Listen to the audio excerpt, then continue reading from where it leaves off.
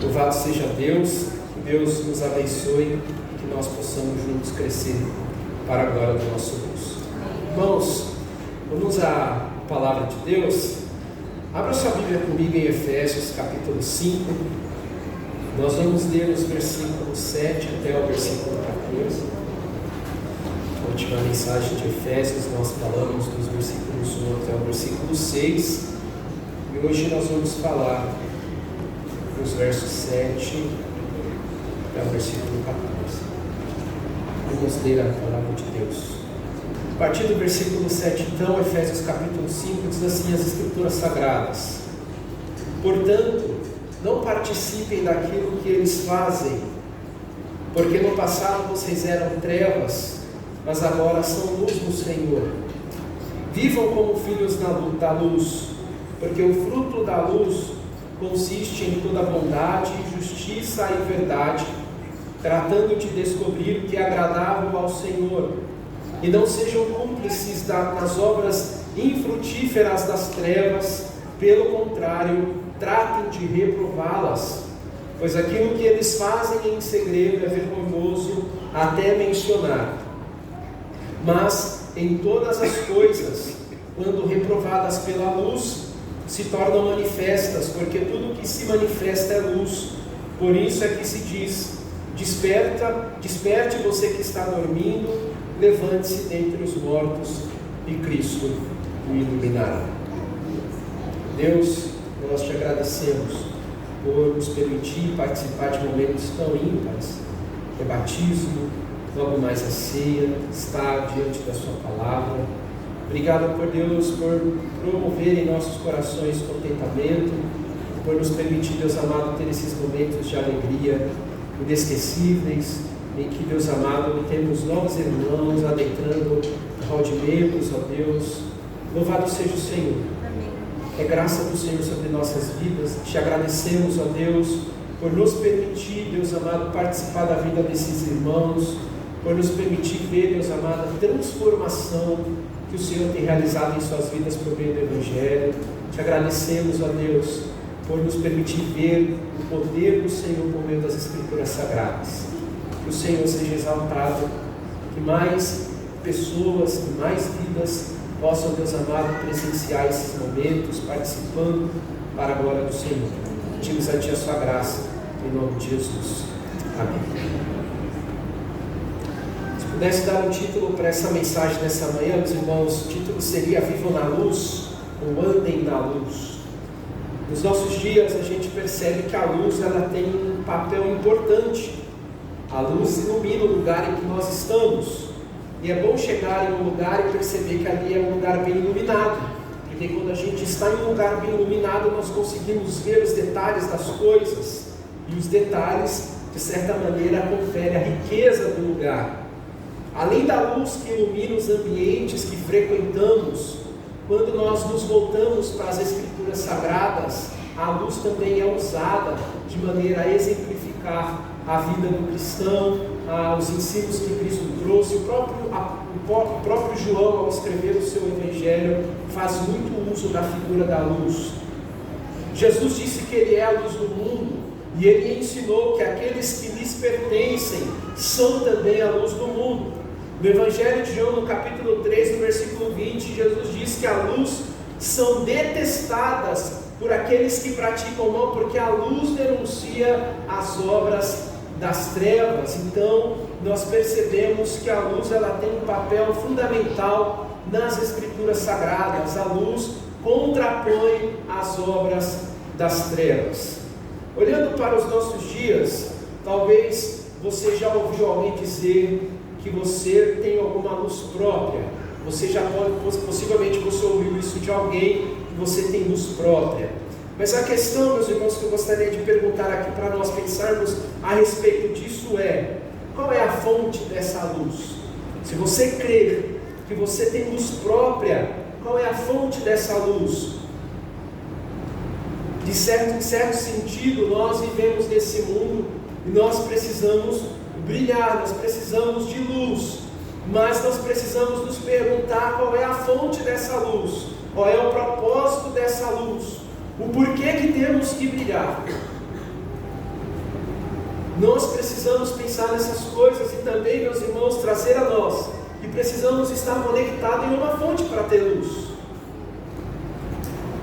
Se nós somos uma luz, qual é a fonte dessa luz? Qual é o propósito dessa luz brilhar? Por que você é luz? Se você tem luz própria, qual é o motivo de você ter luz própria? Talvez no decorrer da pregação eu vou te dar uma má notícia, que a sua luz própria, ela não é luz. Ela não vai resolver o seu problema. O seu problema é maior. Quando Paulo está tratando de vida na carta aos Efésios, lá no capítulo 4, nos versos 1 a 16, ele trata da questão de que devemos andar em unidade, em meio à diversidade que há no corpo de Cristo. E é interessante que Paulo está trabalhando no capítulo 4, dizendo que essa unidade não é criada por nós. É uma unidade criada pelo Espírito, e nós como igreja do Senhor, como corpo de Cristo, precisamos trabalhar então para que essa unidade ela seja mantida e ela cresça e ela alcance todos os membros do corpo de Cristo. Nos versos 17 a 34 do capítulo 4, ele ensina que nós devemos viver nossa vida de maneira a não copiar os gentios, aqueles que não professaram fé em Cristo, pois a vida das pessoas que não têm fé em Cristo ainda é marcada por insensibilidade para com Deus. São pessoas duras, insensíveis em relação à vida com Deus. Agora que os Efésios e nós somos revestidos desse homem criado segundo Deus, a nossa vida deve refletir então essa nova natureza. Daí então a necessidade de andar em santidade, conforme Paulo ensina nos versículos 25 a 32 de Efésios 4. Em Efésios capítulo 5, dos versos 1 a 6, Paulo trabalha a questão de que devemos andar em amor, e nós devemos andar em amor imitando o nosso Deus, como filhos amados, e olhando para Jesus Cristo, que por nos amar se entregou na cruz, de forma sacrificial, e o seu sacrifício foi aceito pelo Pai. E agora então em Efésios capítulo 5, dos versos 7 a 14, Paulo diz que nós devemos andar na luz, viver na luz.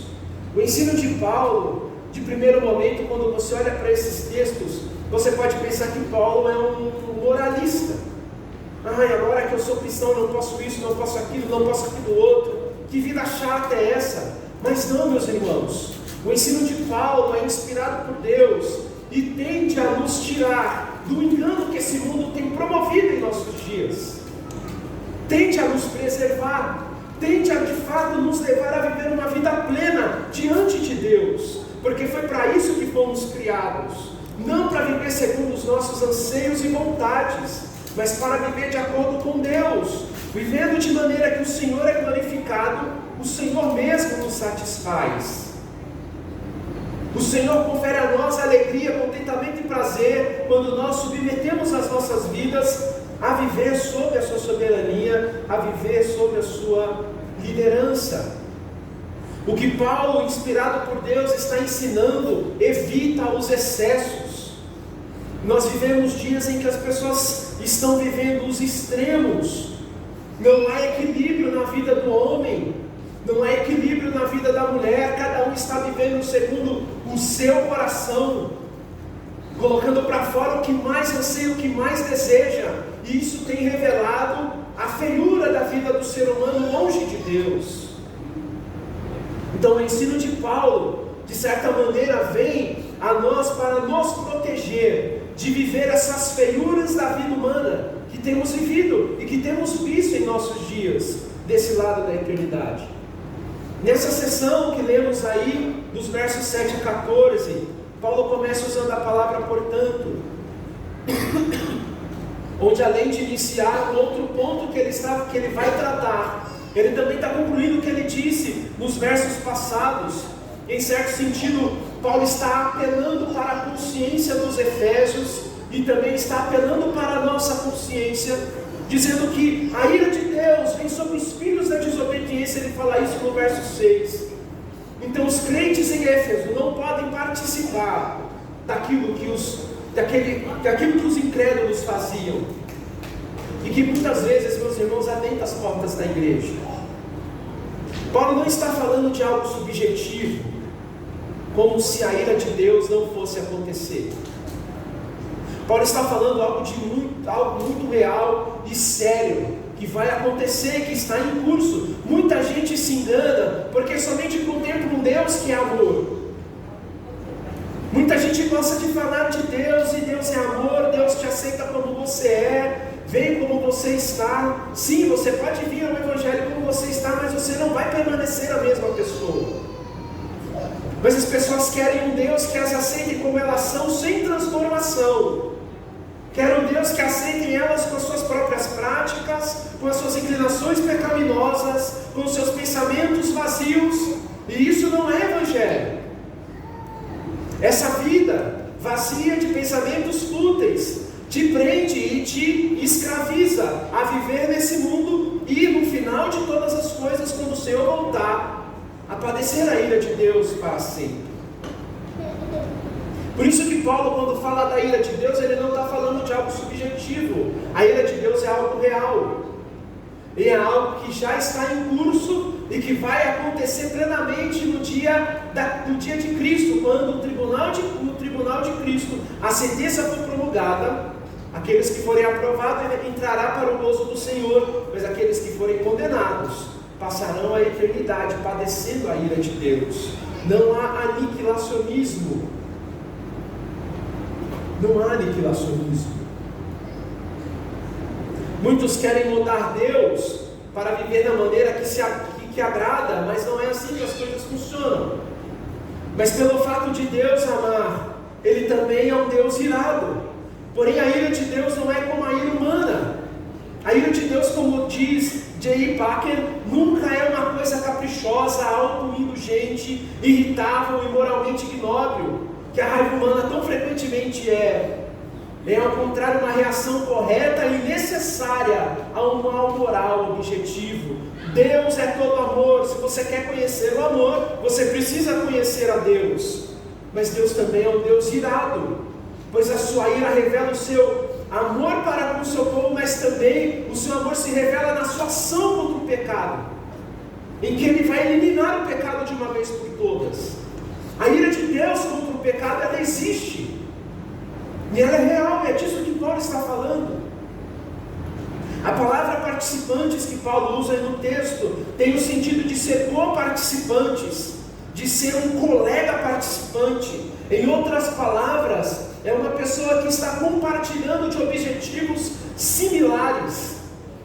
E em certo sentido, quando você compartilha de objetivos similares com uma outra pessoa, e você faz o que aquela pessoa está fazendo, isso vai te trazer uma identificação. Essa palavra usada por Paulo, ele também usou em Efésios capítulo 3, versículo 6, onde ele disse que os gentios agora são co-herdeiros, membros do mesmo corpo e co-participantes da promessa em Cristo Jesus por meio do Evangelho. Se em Efésios capítulo 3, versículo 6, Paulo está fazendo uso dessa palavra participantes ou co-participantes para dizer que ali eles são agora convertidos a Cristo, participantes dessas promessas em Cristo Jesus. Agora aqui, nesse texto, ele está relacionando aos filhos da desobediência. Ser participante de algo com alguma pessoa vai te trazer identificação, vai de alguma forma te ligar a essa pessoa. Alguém vai olhar para determinada pessoa e vai olhar para você e vai dizer: você é igual a ela, porque você pratica as mesmas coisas que ela, você tem comunhão com aquilo que a pessoa está fazendo. Se identificar com alguém reverbera no fato de calçar o que alguém calça, para viver fazendo o que aquela pessoa pensa, o que aquela pessoa faz. Com isso, compartilhamos valores, compartilhamos ideais, compartilhamos desejos e assim por diante. O incrédulo está indo em direção oposta ao que o crente está indo, e nós não devemos comungar ou participar das coisas que os incrédulos estão fazendo, e não temos que viver como crentes, dando ok para aquilo que é feito de maneira que não agrada ao Senhor, de maneira que não bendiz o nosso Deus. cristãos, como povo de Deus, nós não podemos concordar com aquilo que é feito, que são obras das trevas. E Paulo vai trabalhar isso nesse texto que lemos. É claro que em algum momento nós vamos ter contato com pessoas que não professam fé em Cristo. E precisamos para falar das Escrituras, mas não precisamos concordar com a maneira de vida que elas vivem.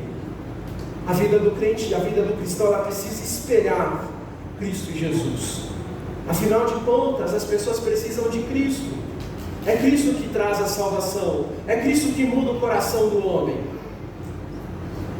Nos versos de Efésios, capítulo 5, de 3 a 6, está muito claro que os incrédulos vivem suas vidas, usam de linguagens impróprias, são pessoas imorais, impuras e avarentas, que é idolatria. As pessoas que não temem a Deus amam isso.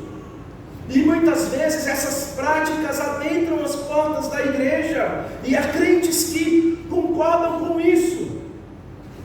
E Paulo está dizendo que nós não devemos andar nesses caminhos, que nós não devemos ser participantes dessas coisas. Não temos que considerar o novo normal, porque todo mundo está dizendo que é o novo normal. Se é o novo normal, desse lado da eternidade, mentir, se envolver com imoralidade, entregar-se aos prazeres da carne. Se todo mundo está fazendo isso, a igreja não pode concordar com essas coisas. E essas práticas não devem adentrar nos muros da igreja. Vivendo nessas práticas, as pessoas estão presas, escravizadas. E há muitas pessoas dentro das igrejas presas por essas coisas também. Diante da realidade do juízo que está vindo e da plena manifestação da ira de Deus, como está escrito no verso 6, então Paulo está acendendo uma luz de atenção, dizendo para os efésios que eles não devem considerar normal se tornarem participantes de coisas com os incrédulos, que eles não devem considerar normal que pessoas dentro das igrejas comunguem com essas práticas de pessoas que não professam fé em Cristo. Nós temos que viver de maneira diferente. A palavra de Paulo, meus irmãos, nos acende o alerta de que é um risco, que não vale a pena viver dessa forma em face da justa ira de Deus que virá sobre os filhos da desobediência. Por isso que temos que ter cuidado. Não temos que participar dessas coisas. Ah, mas eu vou ser igual a ele para ganhar ele para Cristo. Não vai. É mais fácil você se enveredar pelo caminho daquele que não professa fé em Cristo. Seja crente. Se Cristo Jesus salvou a sua vida, se você professou fé em Cristo Jesus, se a sua vida está entregue ao Senhor, viva como crente. Ame o Senhor. Não mude aquilo que o Senhor tem promovido na sua vida. Ame a Deus. Creia no poder do Evangelho. Você não precisa ser igual. Você precisa ser cristão. O Evangelho continua sendo poderoso. O Evangelho mudou o meu e o seu coração. O que ele não pode fazer pelas pessoas com quem convivemos. Não há, meus irmãos, barreira maior do que o Evangelho. Não há barreira no sentido de que o Evangelho não possa ultrapassar. O Evangelho pode mudar os corações. É por meio do Evangelho que o Senhor escolheu salvar. Paulo diz no versículo 8 para eles que no passado eles eram trevas, mas que agora eles são luz no Senhor, e eles precisam viver como filhos da luz. Então Paulo está conferindo aos efésios mais motivos para que eles se mantenham firmes e não desejem viver nas práticas que eles viviam antes de se converterem. Paulo diz que eles no passado eram trevas. Eles já estiveram em um momento de vida onde eles viviam de maneira fútil e vazia, pautados em seus próprios anseios e vontades. E essa vida de trevas é retratada por Paulo ao longo da carta. Por exemplo, em Efésios capítulo 2, os versos 1 a 3, Paulo disse que eles estavam mortos em delitos e pecados, e eles viviam sob as influências do príncipe da potestade do ar, que é Satanás, desse espírito que agora atua nos filhos da desobediência. Eles viviam nos prazeres da carne, davam todo tipo de vazão aos prazeres da carne, e eles eram filhos da ira. Essa vida nas trevas os mantinham distante de Cristo, separados da comunidade de Israel.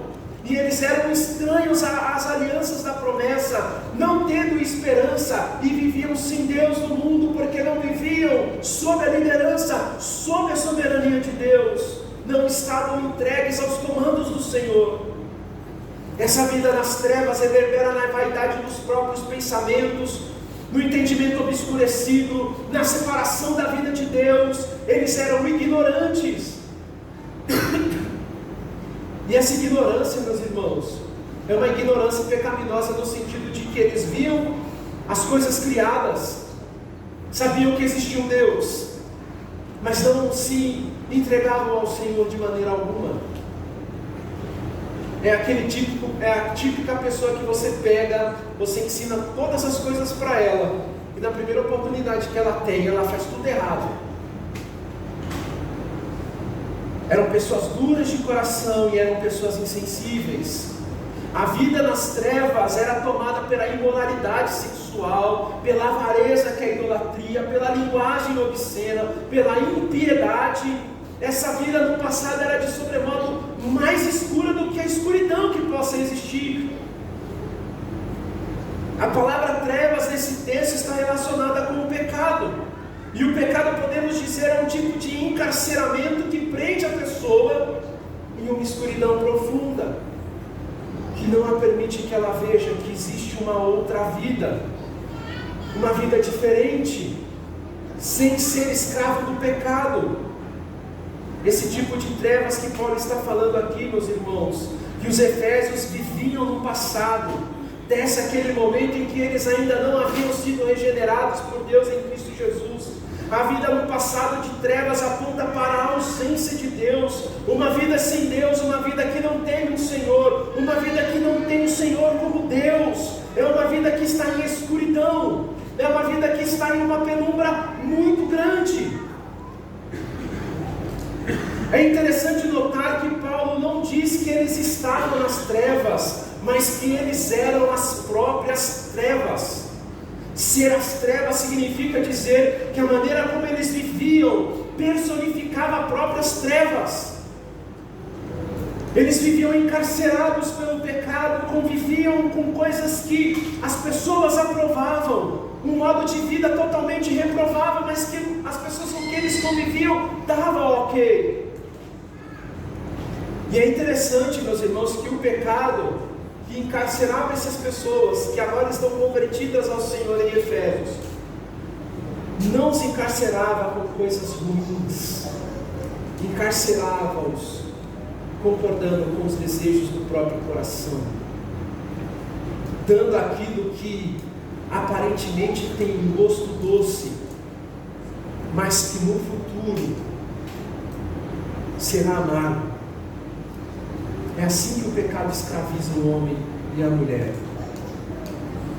Isso é uma vida nas trevas. Você vivendo tudo o que você almeja e deseja segundo o seu coração, nessa terra somente, não dando, meus irmãos, a devida atenção de que existe uma vida depois daqui.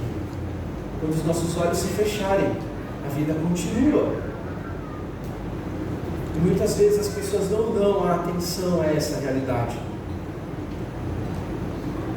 No passado eles eram trevas, as próprias trevas, mas agora Paulo diz que eles são luz. Luz própria? Não. Luz do Senhor. No Senhor e por causa do Senhor ocorreu uma grande transformação na vida deles, de maneira radical. É interessante como Paulo costura os assuntos, pois ele diz que antes os efésios eram trevas, mas agora são luz do Senhor. Paulo está tratando de questões ontológicas, ou seja, de questões que têm relação com a existência, com a realidade, não é algo subjetivo. Os efésios agora pertencem ao reino da luz, uma vez que agora possuem a revelação de Deus. A revelação de Deus rompeu com as trevas que eles eram. A revelação de Deus rompeu com as trevas que nós éramos. Estávamos perdidos em nossos delitos e pecados, e o Evangelho nos arrancou desse lugar. Se somos luz e se brilhamos, não é porque temos luz própria, A luz que brilhamos é a luz do Senhor. E temos que dar graças a Deus por isso. À luz dessa revelação, fomos salvos por Deus em Cristo Jesus. Não temos luz própria. Não temos que viver em busca de autenticidade, de originalidade. No Evangelho, meus irmãos, há espaço para a imitação. Há espaço para a cópia. Você tem que olhar para o seu Senhor e imitá-lo. Ele é o seu exemplo máximo. Você não tem que buscar em você recursos para agradar o Senhor. Não, você tem que olhar para Jesus. Você tem que imitar o Senhor. Você tem que levar adiante aquilo que o seu Senhor te ensina. Por isso que dizemos que nós não temos luz própria, não brilhamos sozinho. A fonte da luz que brilhamos é Cristo. Todos nós somos como holofotes que brilhamos para aquele que é a luz, que é a fonte, que é Cristo Jesus. Apontamos para Ele, temos que apontar para Ele, somente para Ele. No Evangelho de João temos várias citações com respeito à luz que é Cristo. Em João 8,12, Jesus diz que Ele é a luz do mundo e que quem o segue não anda nas trevas, mas terá a luz da vida. Em João 12,46, Jesus disse que veio como luz para o mundo, para que todo aquele que crê não permaneça nas trevas. Luz e trevas não coexistem juntas. Ser trevas significa dizer que alguém que vive nas trevas está pautado em seus próprios anseios, vive de acordo com seus próprios esforços, ama mais a si mesmo do que qualquer outra coisa. Ser luz do Senhor aponta para o fato de que há uma íntima relação com o Senhor, que no caso é Cristo, e uma plena dependência de Cristo. A nossa união com Cristo é o que nos faz ser luz. Nós somos insuficientes e nós precisamos da suficiência de Cristo. Não é ruim ser insuficiente, é uma bênção ser insuficiente, é uma bênção depender de Cristo. A partir do momento então que alguém confessa Jesus Cristo como Senhor e Salvador da sua vida e passa a crer nele somente, essa pessoa então se torna uma nova criatura e ela faz então parte de uma nova humanidade que está sendo criada em Cristo Jesus, como está escrito em Efésios capítulo 2, versículo 15. Em Cristo uma nova vida é iniciada. Então a pessoa que foi regenerada, ela então, além de ser luz, ela habita na luz. E tudo isso é real por causa de Cristo. Não é por causa de você, não é por causa das suas ações, não é porque você é rico, porque você é pobre, porque você é bonito ou porque você é feio. Não é por causa de você, é por causa dele, por causa de Cristo. É que você pode brilhar, é que você pode ser luz. Viver como filhos da luz aponta para a questão da imitação. Ainda que as pessoas busquem originalidade, busquem autenticidade, as Escrituras nos ensinam que o Evangelho nos aponta para o caminho da imitação. Deus é luz, e essa luz expõe a sua glória. Logo, como filhos da luz, a luz que precisamos irradiar em um mundo de trevas precisa refletir a glória divina, precisa mostrar para as pessoas que Deus é real, precisa mostrar para as pessoas que Cristo é o Senhor, que Cristo morreu na cruz. A maneira então como nós vivemos a nossa vida desse lado da eternidade importa e muito. Você não pode viver como se não importasse as pessoas que estão nem aí. Você é observado, suas atitudes são vistas. Se você leva uma vida cristã de maneira qualquer, você não apontará as pessoas para Cristo. Então nós precisamos viver de maneira que o Senhor seja glorificado. Como luzeiros do mundo, precisamos brilhar de forma a apontar Cristo, seja nos nossos comportamentos, nas decisões que tomamos, nas relações que temos. Como o próprio Jesus disse em Mateus capítulo 5, versículo 14: vocês são a luz do mundo. Não se pode esconder uma cidade situada no alto de um monte. Precisamos ser luz, a luz que vem do Senhor. precisamos brilhar essa luz. No versículo 9, 10, então Paulo passa a explicar como é esse andar na luz de um filho da luz. Ele começa fazendo referência ao fruto, só que esse fruto não é uma produção daquele que era trevas e agora é luz. Não é algo que nós produzimos, não é algo que nós criamos. Esse fruto que Paulo diz é um fruto produto de uma ação. Alguém precisa produzir esse fruto em nós. Alguém precisa criar, fazer crescer esse fruto em nós. Assim como uma planta, para produzir um fruto vistoso, ela precisa de alguma fonte de luz. Nós também precisamos de luz para produzirmos bom fruto. As Escrituras dizem que Deus é a luz, e o fato de Deus em Cristo nos tornar luz faz com que então as nossas vidas produzam esse fruto. E Paulo diz que esse fruto consiste em toda bondade, justiça e verdade. Não produzimos essas coisas. Bondade pode nos remeter ao que Paulo fala lá em Efésios capítulo 2, versículo 10, onde ele diz que fomos criados para boas obras. Bondade é fruto de uma vida transformada que se aplicará em guardar os mandamentos do Senhor e terá prazer de fazer aquilo que é agradável a Deus. Bondade nesse texto expressa uma qualidade moral excelente de alguém que anda de fato nas obras criadas por Deus. Não é alguém que apela à própria sabedoria ou inteligência para fazer alguma coisa, mas é aquele que olha para as Escrituras, que pergunta para as Escrituras como eu posso viver de maneira a agradar ao Senhor, e se aplica nesse caminho. É dessa bondade que Paulo está falando. É uma bondade que tem em vista a generosidade. Andando em boas obras, você glorificará o Senhor e abençoará o seu irmão. Justiça tem relação com fazer aquilo que é correto aos olhos de Deus. Tem relação com retidão, onde o crente confiou e descansou na obra de Deus realizada em Cristo Jesus na cruz. Somos declarados como justos diante de Deus, com base na obra vicária de Cristo, e não pelas boas ações que nós produzimos. À medida que nos aplicamos na vida cristã, os erros que existem em nós são corrigidos, e nesse processo de santificação, vamos crescendo em Cristo Jesus. A justificação e a santificação reverberam em uma vida reta diante de Deus. Não vamos mais ter prazer na mentira, por exemplo, na injustiça. Não vamos mais concordar com as coisas erradas que são feitas desse lado da eternidade. O Deus revelado nas Sagradas Escrituras é justo e reto. Nós não temos erro no Senhor. O Senhor não melhora e não piora. Ele é pronto, Ele é santo. O Senhor nunca errou e nunca errará nos seus intentos, na sua vontade. Tudo que Ele faz é justo.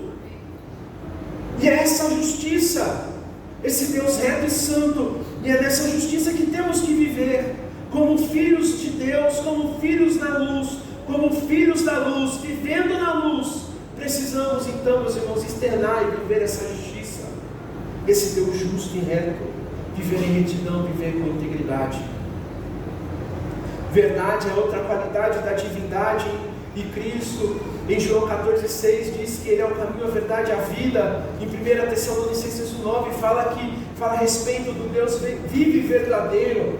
Assim como a verdade é algo intrínseco do Senhor, Ele também a verdade deve ser presença constante na vida daquele que agora é luz do Senhor e vive como filho da luz. Vivemos em um mundo de falsos mestres, onde a mentira agora tem se tornado novo normal. As pessoas falam mentiras como se estivesse falando verdade. Mas a mentira não somente se mostra em palavras, mas também em negar o que Deus criou. E nesse mundo de mentiras em que estamos inseridos, a verdade que faz parte desse fruto que Paulo diz tem que ser preservada e vivida por nós. Se nós, como igreja do Senhor, não vivemos a verdade, não se aplicarmos na verdade, o mundo não vai fazer isso. Nós precisamos ser um povo diferente.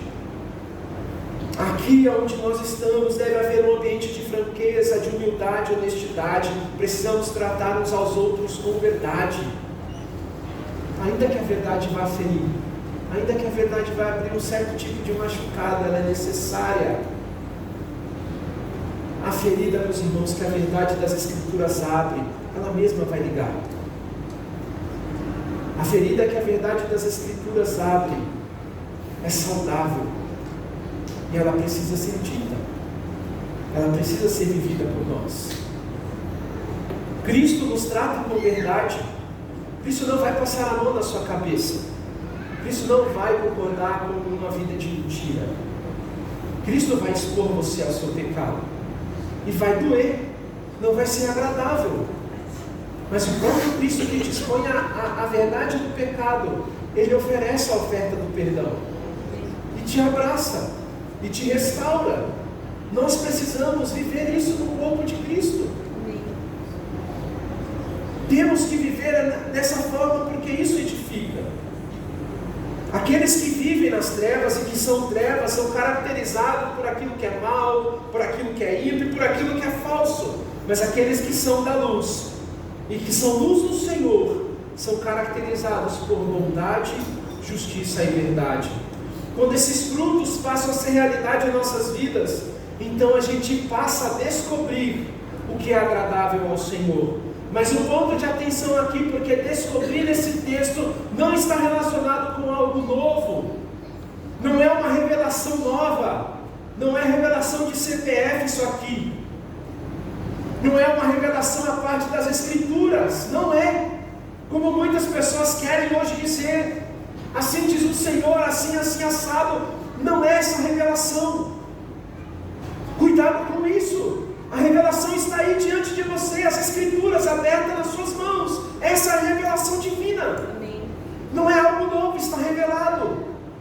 Descobrir, que Paulo diz aí no texto, que devemos descobrir qual é a vontade do Senhor, tem um sentido de compreensão sobre qual é a vontade do Senhor. A vontade do Senhor está revelada nas Escrituras Sagradas, e nós que precisamos viver na luz do Senhor, e como filhos da luz, precisamos compreender qual é a vontade do Eterno. Qual é a vontade do Senhor para a sua vida? Está revelada nas Sagradas Escrituras. Você não precisa que alguém te diga, você precisa estudar a palavra de Deus. Essa compreensão que Paulo diz aí, esse descobrir, passa pelo caminho do exame, de experimentar e de aprovar. Esse exame tem de ajudar algo para saber se aquilo ou não é agradável a Deus. Você vai pegar algo, você vai estar diante de algo, e agora com esse fruto da luz, você vai então olhar para aquilo e vai perceber, isso aqui agrada ao Senhor ou não? Se não é agradável a Deus, eu vou descartar. Mas se agrada ao Senhor, eu vou praticar.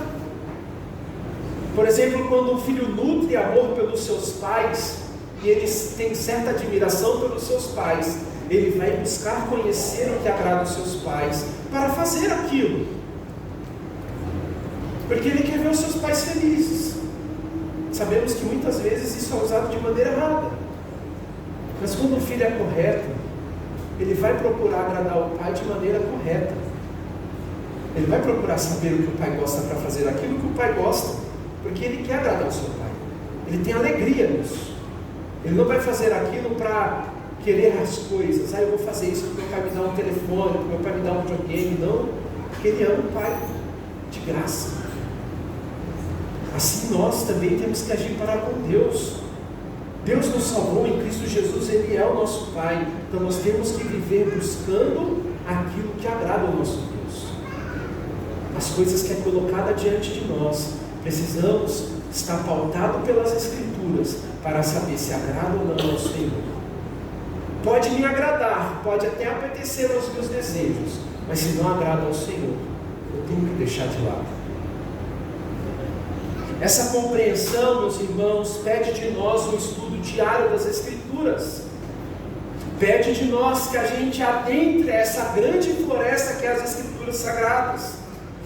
Pede de nós que a gente se aplique nas verdades das Escrituras Sagradas, para que a gente então tenha condições reais de julgar se as coisas que estão vindo até nós agradam ao Senhor ou não.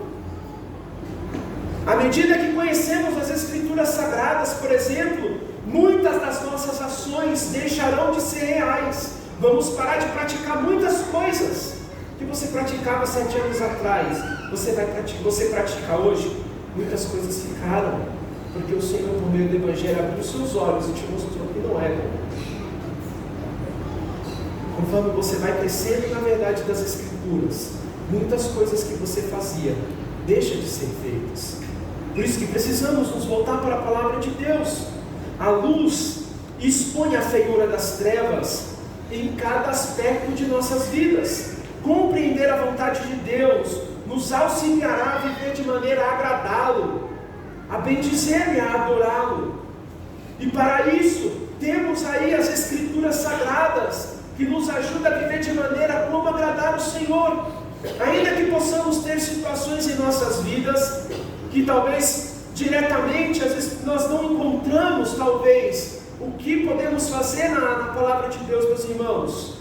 A nossa aproximação das Escrituras Sagradas, o estudo, a maneira como nós encaramos a palavra de Deus, nós vamos, pela graça do Senhor, extrair conceitos, condições, para que a gente consiga julgar as coisas desse lado da eternidade. A palavra de Deus é útil para todas as coisas de nossas vidas.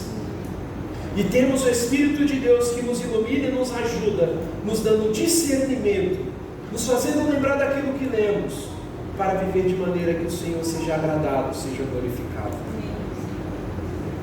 No versículo 11, Paulo diz que nós não devemos ser cúmplices das obras infrutíferas das trevas, pelo contrário, devemos reprová-las.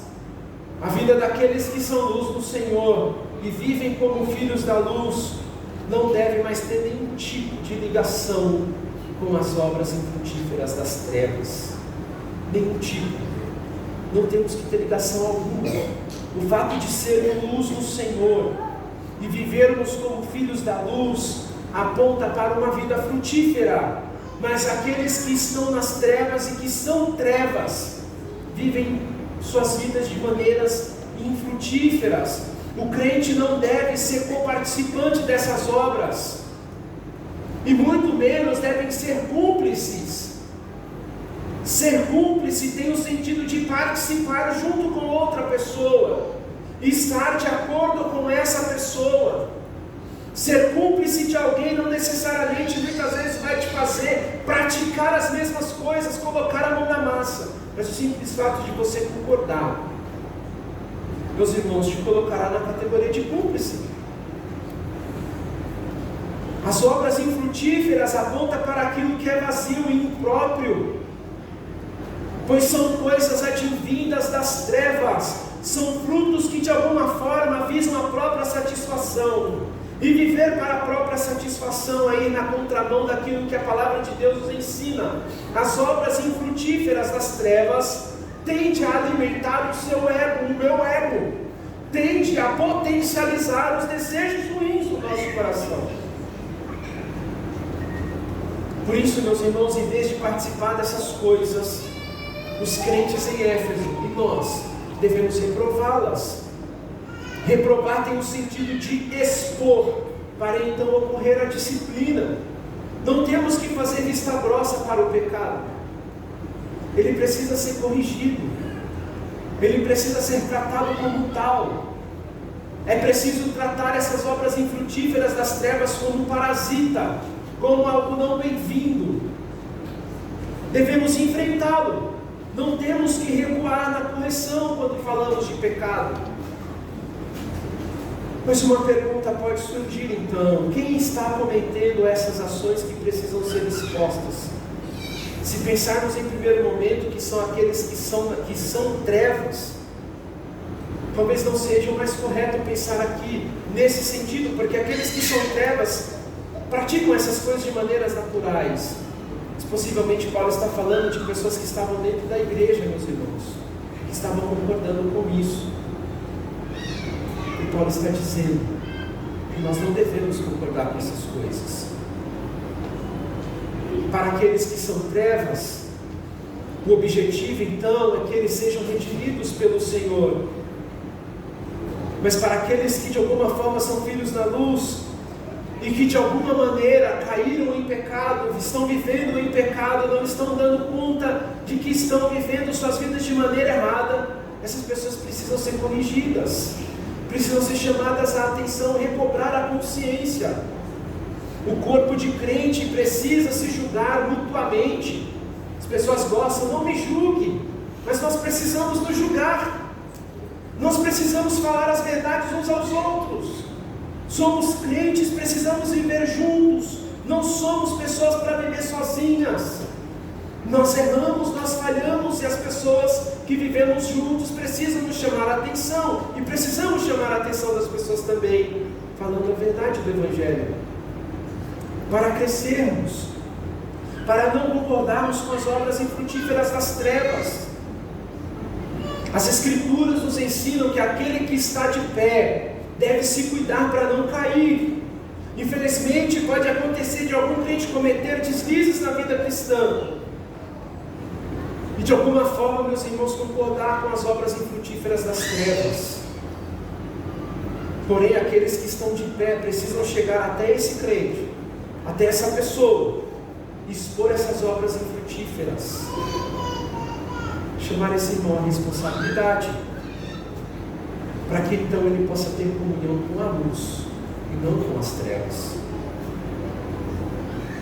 Em muitos momentos podemos ser muitos complacentes com o pecado e não enfrentá-lo como devemos enfrentar.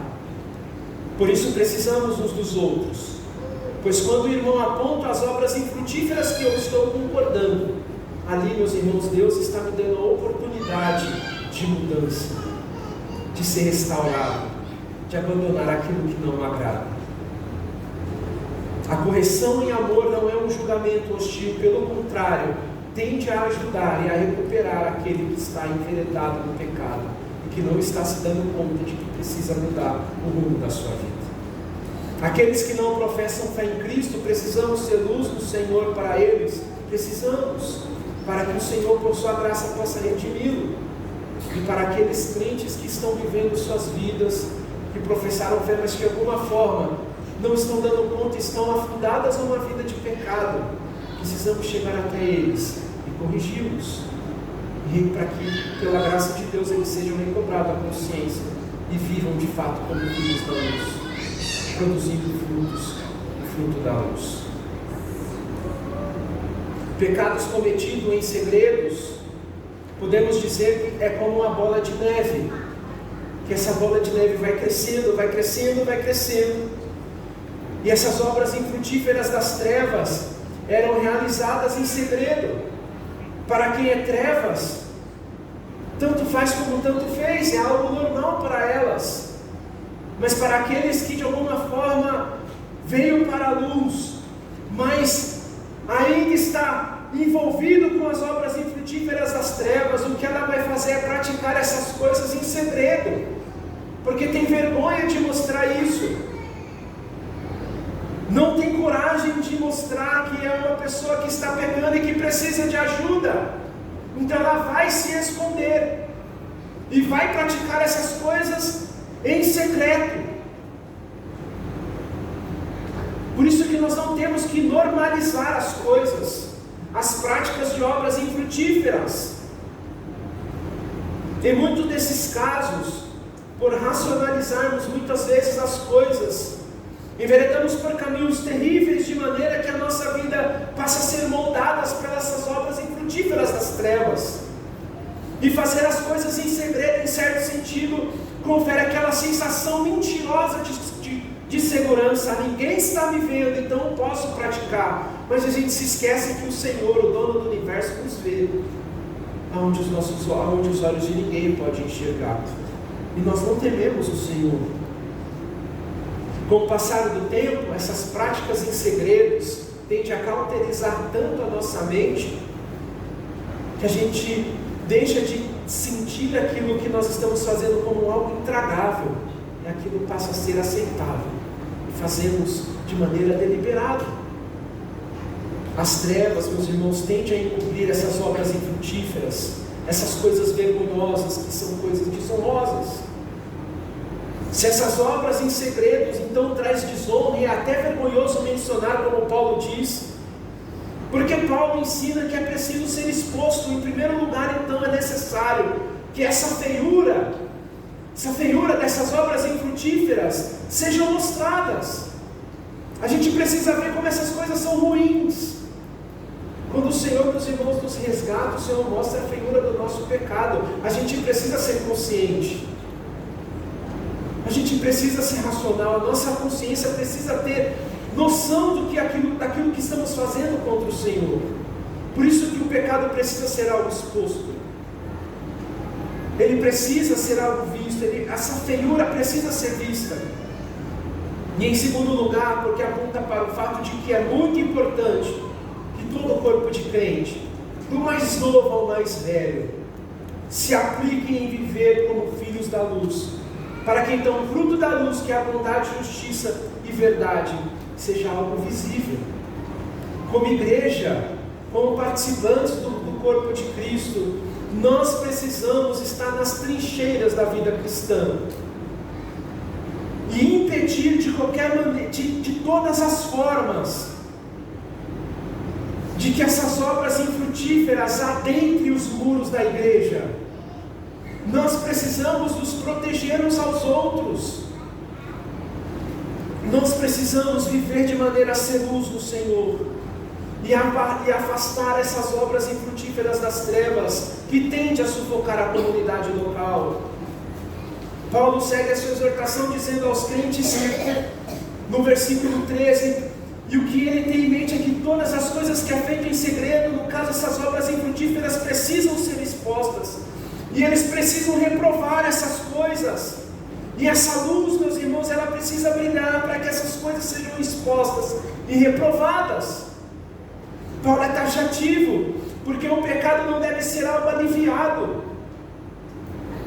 Assim como a enfermidade em nossos corpos não deve ser algo aliviado, o pecado não deve ser algo aliviado e tratado como algo de estimação por nós, porque ele vai trazer destruição, ele vai trazer, meus irmãos, destruição.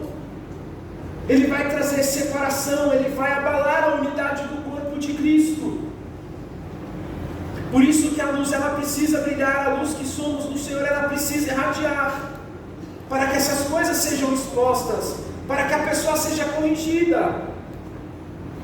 Onde a luz brilha, tudo o que está em segredo é revelado. O objetivo da luz, de revelar o que está em segredo, não tem a prerrogativa de chacota, mas de restauração.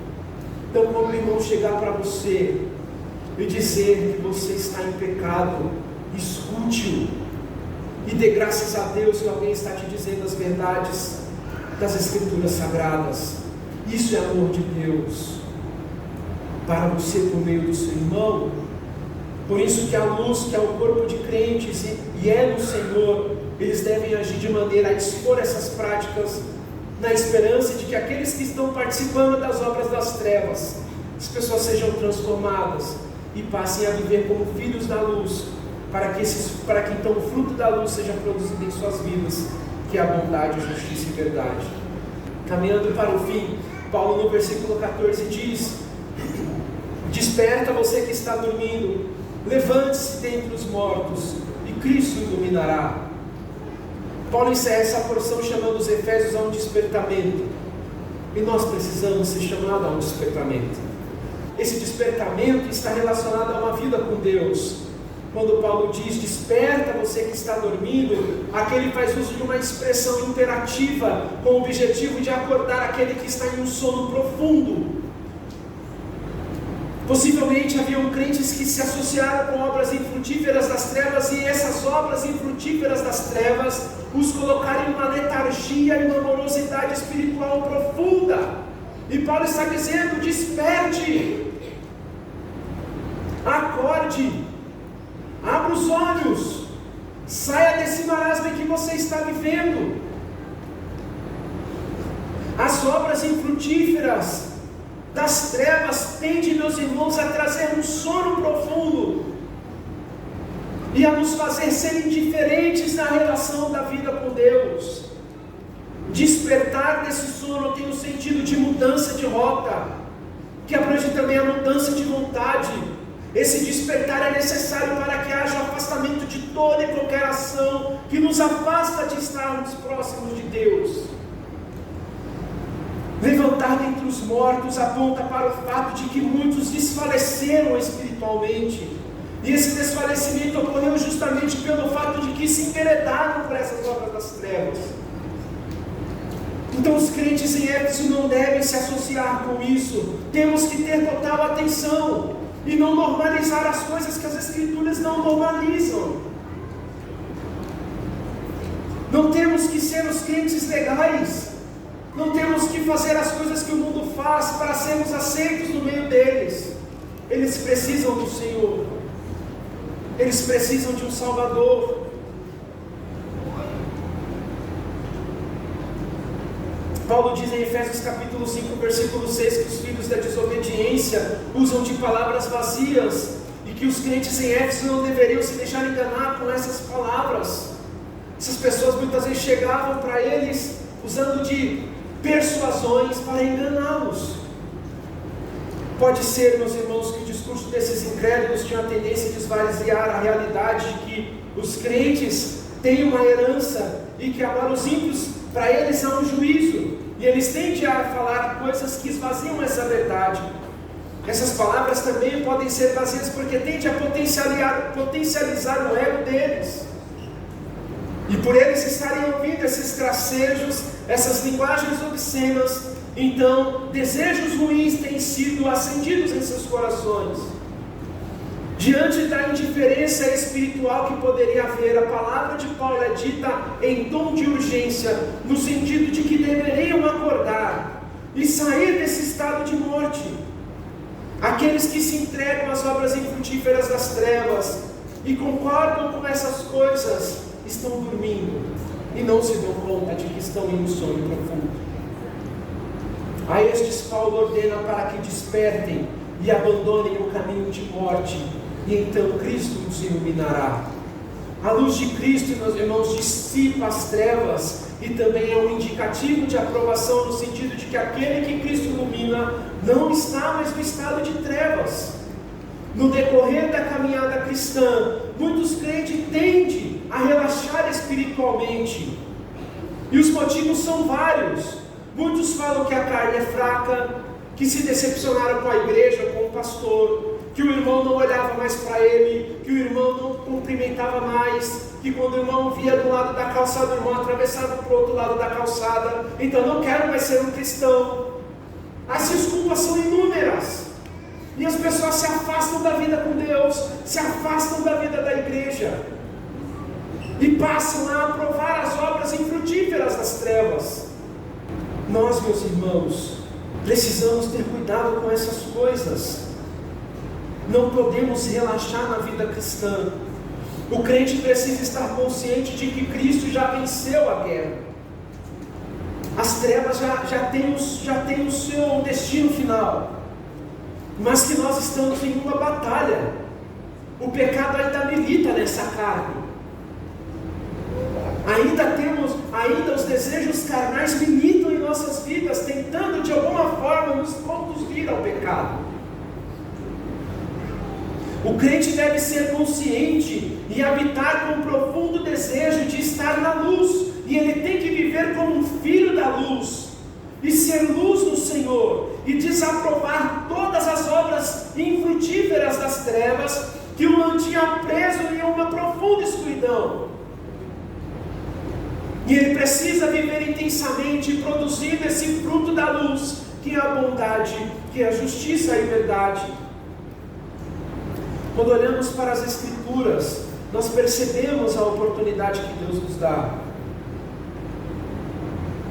Nós precisamos estar conscientes. Se você está aqui nessa manhã, está se sentindo como um crente fraco, você está desinteressado, você está indiferente da vida com Deus, e você se associou com as obras das trevas, a ordem para você nessa manhã é: desperte, levante-se, e Cristo iluminará. Saia da letargia, não brinque. A ira de Deus virá sobre os filhos da desobediência.